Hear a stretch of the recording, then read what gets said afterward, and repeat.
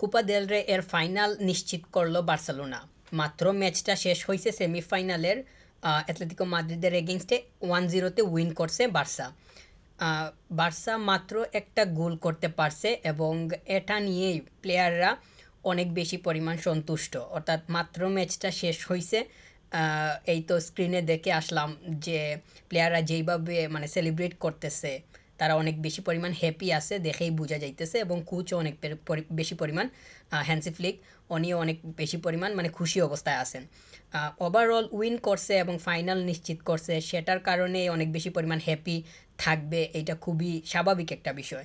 কিন্তু ম্যাচের মধ্যে যা যা হইছে এটার ভেতরে ঢুকলে অনেক কিছুই মানে নিয়ে কথা বলতে হয়। তো শুরুতেই অ্যাপ্রিসিয়েট করেই কথাগুলো শুরু করতে চাই। যেমন গোলটা হইছে ফেরান যেইভাবে স্কোর করছে, ওইখানে অনেক বেশি পরিমাণ তার টেকনিক এবং তার এক্সপেরিয়েন্সের প্রমাণ পাওয়া গেছে। কিন্তু গোলের পাশাপাশি অ্যাসিস্ট, ওইটাকে নিয়েও কথা বলতে হবে। মানে যেইভাবে পাসটা হইছে, থ্রু পাস, ওইটা অনেক বেশি পরিমাণ আহ, মানে অনেক বেশি পরিমাণ সুন্দর ছিল, অনেক বেশি পরিমাণ ভালো ছিল। তো টেকনিক্যালি অ্যাসিস্টটা গেছে। তো গোল এবং অ্যাসিস্ট দুইটাই বিউটিফুল ছিল, সেইটা তো বলতেই হবে এবং বললাম। কিন্তু প্লেয়ার্সগুলা এত বেশি পরিমাণ যে মানে এক্সাইটমেন্ট নিয়ে খেলছে, এইটা আসলে কোনোভাবেই মানে অ্যাপ্রিসিয়েট করতে পারতেছি না। মানে অনেক বেশি পরিমাণ উত্তেজনা যেইটাকে বলে, বা অনেক তাড়াহুড়ো করার যে বিষয়টা, হট্টগোল করার মতো যে মানসিকতা, এইটা প্রত্যেকটা প্লেয়ারের মধ্যে দেখা গেছে।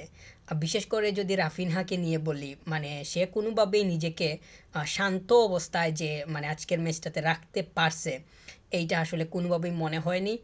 বলতেও পারতেছি না। তার শান্ত থাকাটা খুব বেশি পরিমাণ জরুরি ছিল, কিন্তু ওইটা হয়ে ওঠে নাই। তাকে যে বিগত ম্যাচগুলাতে খুবই অশান্ত অবস্থায় কিংবা আজকের ম্যাচটার মতো পাওয়া গেছে, সেইটা ওভারঅল বলা যাবে না। কিন্তু এই ম্যাচটাতে আসলে একটা গোল নিয়ে লিডে থেকে যখন একটা প্লেয়ার কিংবা মানে টিম, শুধু রাফিনহা না, এখানে পুরো টিমই অশান্ত অবস্থায় ছিল। তো এইভাবে খেলাটা অবশ্যই রিস্ক এবং অনেক বেশি চিন্তার কারণ হয়ে দাঁড়ায়। কারণ একটা লিড ভাঙতে তো অপোনেন্টের এত বেশি পরিমাণ সময় লাগার কথা থাকে না। তো অ্যাটলেটিকো মাদ্রিদ অনেক বেশিও সুযোগ পাইছে, অনেক বেশি পরিমাণ তারা চান্স ক্রিয়েট করছে, কিন্তু কাজে লাগাতে পারে নাই। যদি একটা কাজে লাগাতে পারতো, মানে একটা তো স্কোর করেই ফেললো, অফসাইড হয়েছে, ওইটা তো স্কোর মানে একটুতে একটু না, অনেকই মানে অফসাইডের লাইনের বাইরেই ছিল প্লেয়ার, ঠিক আছে। কিন্তু ওইটা যদি কোনো ভুল ক্রমেই অফসাইড না হয়ে যদি অন সাইডে থাকতো, তখন তো 12টা এমনিতেই বেজে যাইতো। তো একটা গোল নিয়ে কোনোভাবেই মানে কাম থাকাটা কোনোভাবেই সম্ভব হয় না। তো আজকের ম্যাচটা অনেক বেশি পরিমাণ চিন্তায় চিন্তায় মানে ম্যাচটা শেষ হয়েছে, এটা বলতেই হয়। আহ, যদি একটু রিল্যাক্স থেকে ফাইনাল থার্ডের প্লেয়ারগুলা মানে খেলতে পারতো, খেলাটা কন্টিনিউ করতে পারতো, তাহলে স্কোর আরও একটা অথবা দুইটা বাড়ার সম্ভাবনা মানে থাকতো। ফিনিশিংয়ে হয় নাই। ওভারঅল যে খুবই বেশি পরিমাণ এটাগুলাকে পজিটিভলি কাজে লাগাইতে পারছে, সেটা বলারও সুযোগ নাই। শ্যুট হইছে, শ্যুট ব্লক হইছে কিংবা অফ টার্গেটেও গেছে, কিন্তু আসলে স্কোর বের হয়ে আসাটা উচিত ছিল। মানে আমি বলবো যে উচিত ছিল, প্রয়োজনীয় ছিল এভাবে বলবো না, উচিত ছিলই বলতে হবে। কারণ মানে এইরকম যখন চান্স ক্রিয়েট হয় কিংবা এতগুলা সুযোগ পাওয়ার পরেও যখন মিস হয়ে দাঁড়ায়, তখন আসলে আফসোস করা ছাড়া আর উচিত মানে ছিল এইরকম বলা ছাড়া অন্য কোনো শব্দ সামনে ওইভাবে থাকে না। মিডফিল্ডটা আমার কাছে মনে হয় যে মানে ভালোভাবেই কন্ট্রোলিং করা গেছে। এর কারণেই ম্যাচটাতে অ্যাটলেটিকো মাদ্রিদকে অনেকটাই চাপে রাখা সম্ভব হয়েছে। পেদ্রি অনেক বেশি পরিমাণ শান্তশিষ্ট অবস্থায় খেলার চেষ্টা করছে বলেই মনে করতেছি। তবুও ওভারঅল হিসাব অনুযায়ী টিম কোনোভাবেই শান্ত ছিল না। পেদ্রি এর মানে ইন্ডিভিজুয়ালি যদি বলি, তার কাছ থেকে অনেক বেশি পরিমাণ মানে খেলাটা কিভাবে বিল্ড করা যায়, টিম নিয়ে কিভাবে আগানো যায়, কিংবা খেলাটাকে কিভাবে মাঝখানে অথবা পাশ দিয়ে সব কিছু মিলিয়ে কিভাবে ক্রিয়েট করে নেওয়া যায়, খেলাটা কিভাবে মেক করে নেওয়া যায়, গেম প্লেটা কিভাবে আরও বেশি পরিমাণ বিল্ড করা যায়, ওইগুলার দিকে বেশি মানে মনোযোগী হইতে সবসময় দেখা যায়। এই ম্যাচটাতেও পাওয়া গেছে। আর সে ঠিক ছিল বলেই আমার কাছে মনে হয় যে বল আরও বেশি পরিমাণ মানে থ্রু হইছে। আরও বেশি পরিমাণ মানে অনেক বেশি পরিমাণ ছড়িয়ে ছিটিয়ে পড়ছে বলেই আমি মনে করতেছি।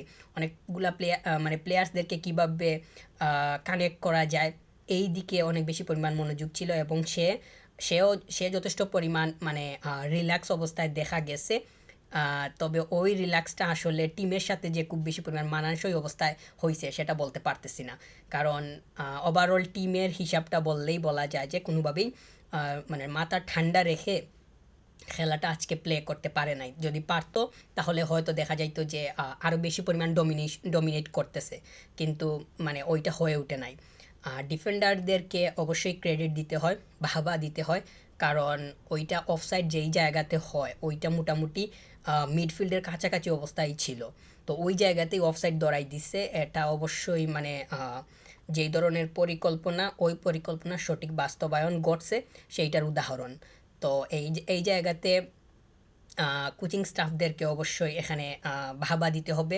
প্লেয়ার্সরা তো অবশ্যই প্ল্যানিংটা এক্সিকিউশন করবে, কিন্তু প্ল্যানটা যেই জায়গা থেকে আসতেছে ওই জায়গার কথা তো ভুলে গেলে কোনোভাবেই চলবে না। তো ওইটাও এখানে বলতে হয়। যদি ওইটা কোনোভাবেই যদি মানে ভুল হইতো আর গোলটা যদি অন সাইডে মানে কোনোভাবেই মানে হয়ে যাইতো, তখন কিন্তু বার্সার কপালে হয়তো দুঃখ আরও চলে আসতো বলেই মনে করতেছি।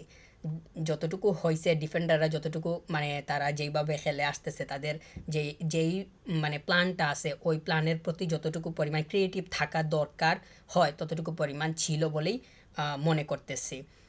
আর গোলকিপিং চেজনি সে ভালো ভালো সেভ করছে, সেটা তো বলতেই হয়। একটা সেভ ছিল ওইটা খুবই ডেঞ্জারাস ছিল, এবং ওইটা ক্রিয়েটিভলি সে বাঁচিয়ে দিছে।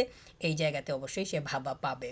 তো ওভারঅল টিম আরও বেশি পরিমাণ আমার কাছে মনে হয় যে আজকে শান্ত থাকাটা দরকার ছিল, কিন্তু তারা যেইভাবে খেলছে, যদিও অ্যাটলেটিকো মাদ্রিদকে কোনোভাবেই সহজভাবে নেওয়ার মতো মানে ম্যাচের শুরুতে ছিল না, ম্যাচ শেষেও বলা যাইতেছে না, কারণ তারাও যেভাবে খেলছে, যদিও তারা অ্যাগ্রেসিভ মেন্টালিটিটা আজকের ম্যাচটাতে খুব বেশি পরিমাণ শো করছে, এবং প্লেয়ার্সগুলোকে যে দাঁড়াইতে দিছে সেটাও হয় নাই। লামিন ইয়ামালের ব্লিডিংও হয়েছে। তো তারা যেইভাবে খেলছে ওইটা ওইটা আসলে অ্যাগ্রেসিভ ইয়াটা বেশি ছিল, কিন্তু তারাও যদি মানে টেকনিক্যালি খেলার দিকে আরও বেশি পরিমাণ মনোযোগ হইতো তাহলে হয়তো ম্যাচটা আরও বেশি পরিমাণ শান্ত থাকতো, কিংবা আরও সুন্দর ফুটবল দেখা যাইতো। যদিও ফুটবলটা ভালো ছিল, কিন্তু বার্সেলোনা শান্ত থাকতে পারতো আরও বেশি যদি অ্যাটলেটিকো মাদ্রিদের কাছ থেকে অ্যাগ্রেসিভ খেলাটা ওইভাবে না আসতো। শুরু থেকেই তারা যেইভাবে মানে আঘাত করার চেষ্টা করছে, কিংবা ট্যাকলগুলা যেইভাবে নেগেটিভলি করার চেষ্টা করছে, তারা সব মানে পুরো মিনিটেই ওইভাবে ছিল, এবং ওইটার কারণে বার্সা অনেকটাই উইক হয়ে যায়। এবং উইক বলতে উইক বলতে আসলে অ্যাগ্রেসিভ যখন একটা অপোনেন্ট টিম যখন অ্যাগ্রেসিভ খেলে, তখন মানে টিমটা যে খুব বেশি পরিমাণ শান্ত মানে মনের দিক থেকে থাকতে পারে, তখন এমনিতেই মনের মধ্যে একটা ভয় চলে আসে যে পেছন থেকে কখন ট্যাকল করে বসে, কিংবা বাজেভাবে কখন ধাক্কা মেরে বসে, তখন এই একটা চিন্তা এমনিতেই চলে আসে। তো এইটারও দেখা ম্যাচের মধ্যে পাওয়া গেছে বলে আমি মনে করতেছি। বার্সা যদি চাইতো যে প্ল্যানিংটা চেঞ্জ করে, বা কীভাবে ম্যাচটাকে আরও শান্ত রাখা যায়, প্লেয়ার্সগুলো কীভাবে একটু রিল্যাক্স মুডে কীভাবে আরও অ্যাটাকগুলো বিল্ড করে সামনের দিকে আগানো যায়, ওইটার দিকে যদি মনোযোগী আরও বেশি হইতো তাহলে হয়তো সেটা বার্সাকে আরও বেশি পরিমাণ সাহায্য করতো। যদিও সেটার দেখা যে পাওয়াই যায় নাই সেটা না, কিন্তু পাওয়া গেছে। তবে ওভারঅল কোনোভাবেই রিল্যাক্স পুরো টিম ছিল না বলেই মনে করতেছি। আর অ্যাটলেটিকো মাদ্রিদের কোচ সিমিওনে, তিনি তো দীর্ঘদিন থেকেই এই টিমের সাথে আছেন, কিংবা এই ক্লাবের সাথেই আছেন। তো তিনি যেইভাবে এই টিমটাকে বিল্ড করে নিয়ে আসতেছেন, তারা হেরে বাদ পড়ছে কোপা দেল রে থেকে, সেটা ঠিক আছে, কিন্তু তাদেরকে এখানে অবশ্যই ক্রেডিট দিতে হয়, কিংবা এই জায়গাতে তাদেরকে অবশ্যই প্রশংসা করতে হয়, কারণ তারা যেইভাবে ফাইট দিছে ওই ফাইটটা বার্সার সাথে মানে অবশ্যই তারা চাইছে যে হাড্ডাহাড্ডি লড়াই করতে, এবং সেটা পারছে বলেই মনে করতেছি। যদি তারা সেটা না পারতো, বার্সাকে যদি তারা অশান্ত অবস্থায় রাখতে না পারতো, তাহলে তারা কনসিড করার পরিমাণটা আরও বাড়তো বলেই তারা খুব ভালোভাবেই জানে।